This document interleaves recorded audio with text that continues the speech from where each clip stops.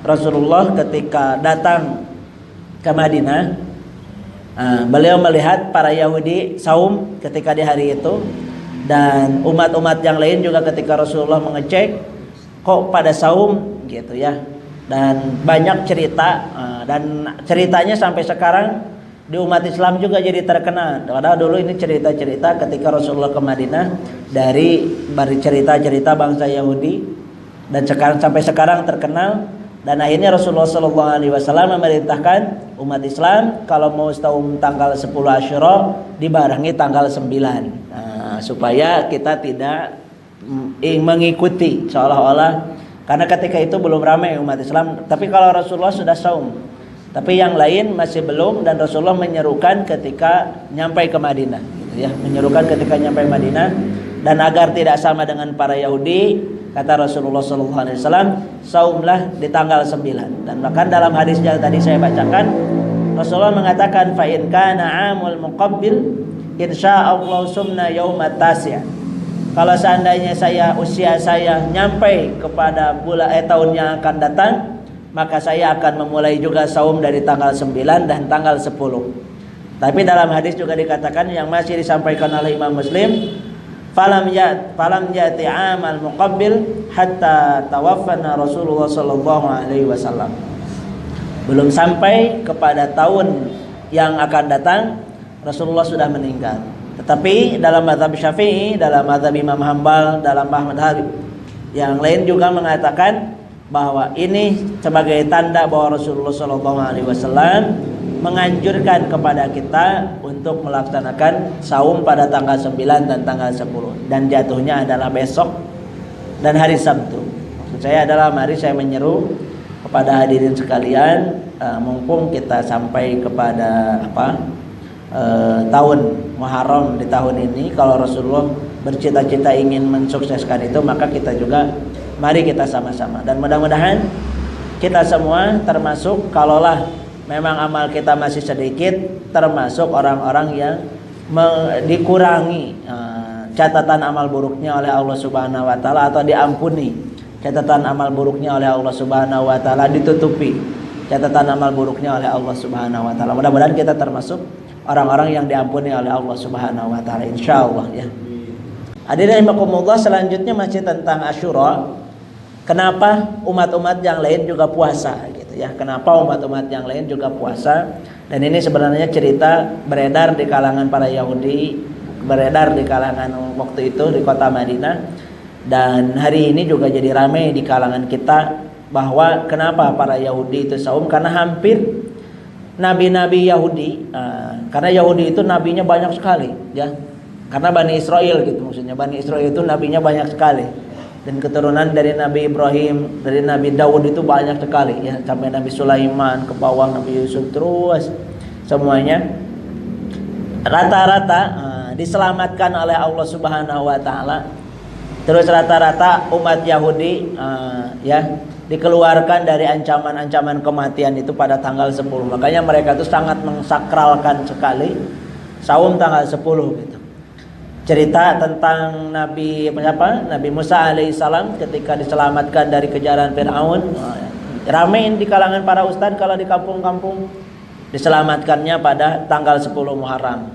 Nabi Yunus alaihissalam dikeluarkan dari perut ikan dan diterima taubatnya oleh Allah Subhanahu wa taala pada tanggal 10. Nabi Adam diterima taubatnya oleh Allah Subhanahu wa taala setelah dikeluarkan dari surga, ketika beliau berdoa, Rabbana zalamna anfusana wa illam taghfir lana wa tarhamna lanakunanna minal khasirin. Tanggal 10 juga Nabi Nuh alaihi salam diselamatkan beliau setelah banjir ya hampir 40 hari. Waktu itu beliau juga bersandar di sebuah gunung juga di tanggal 10, dan cerita-cerita ini ramai dan bahkan di masyarakat menyebar. Sampai menyebar juga bubur Asyuranya kalau di masyarakat ya. Karena katanya saya juga gak tahu. Tapi kalau berniat, kalau memang gak jelas, boleh kalau mau diniatkan sedekah saja. Karena salah satu anjuran ibadah pada hari Asyura adalah bersedekah. Ya kalau maksudnya, kalau dalil buburnya masih belum jelas, minimal sedekahnya.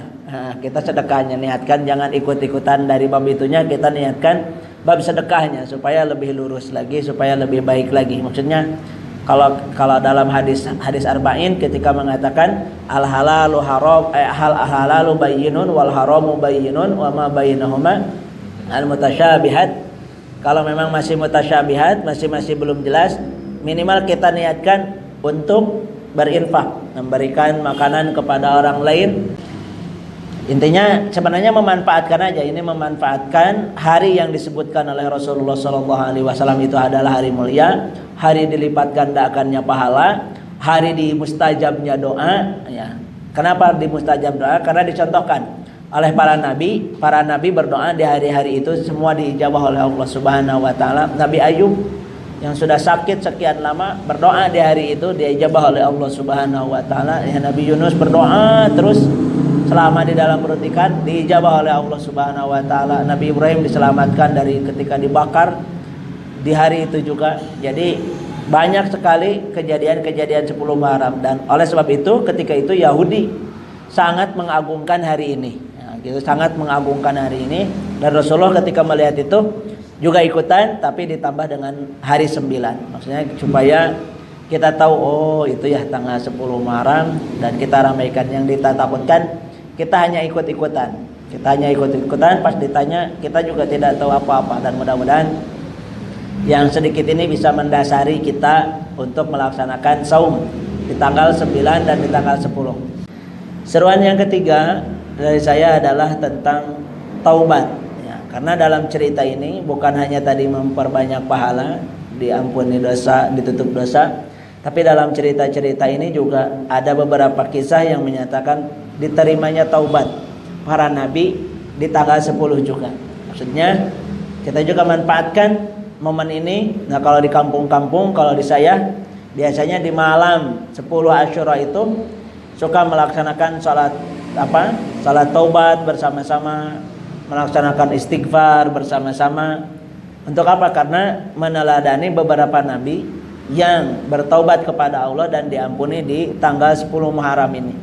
Seperti Nabi Adam alaihissalam ketika beliau dikeluarkan dari surga oleh Allah Subhanahu Wa Taala, ketika Nabi Yunus meninggalkan dakwah di umatnya dan beliau di perut ikan, lalu berdoa kepada Allah Subhanahu Wa Taala juga diampuni di bulan-bulan ini. Dan bangsa Nabi Nuh alaihissalam juga ketika itu bahkan umat Nabi Nuh itu luar biasa ya, tidak ada yang lahir dari rahim ketika umat zaman Nabi Nuh kecuali akan menjadi kafir dan menjadi para pezina gitu ya. Wala yalidu illa faziran kafaro, kata Nabi Nuh, ya Allah, tidak ada lagi di dalam umatku setiap yang lahir jadi kafir, kalau enggak jadi kafir jadi fazir. Kata Nabi Nuh, sampai-sampai doa Nabi Nuh, Rabbi la tadar 'alal ardi minal kafirina dayyara, ya Allah, habiskan seluruh umat yang ada ini, kata Nabi Nuh alaihissalam, jangan sampai ada yang disisakan di alam dunia ini. Gitu. Akhirnya banjir ketika itu luar biasa dan memang menghapuskan seluruh keadaan ketika itu.